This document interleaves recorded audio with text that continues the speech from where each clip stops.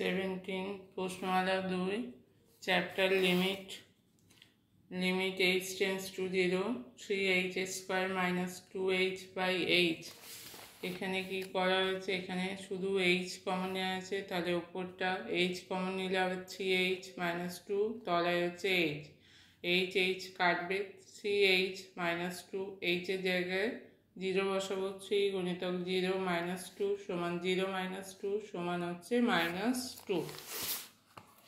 18 limit x tends to 16 x to the power 1/4 minus 16 to the power 1/4 by x minus 16।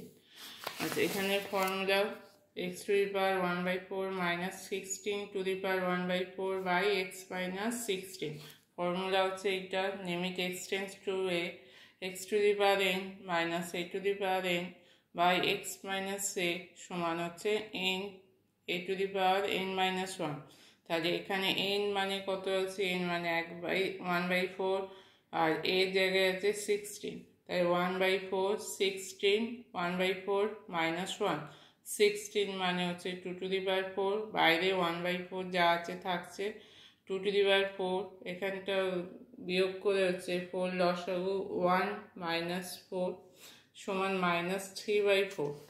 তাহলে এই পাওয়ারগুলো গুণ হবে 1/4 2 two the পাওয়ার গুণ করে দিলে হচ্ছে 4 গুণিতক মাইনাস 3/4, 4 4 কাটবে, 2 টু দি পাওয়ার মাইনাস 3, এটা মাইনাস আছে যেহেতু 1/2 এর কিউব, 2 এর কিউব হচ্ছে 1/8, তাই 1/4 ইন্টু 1/8 সমান হচ্ছে 1/32, তাহলে 1/32।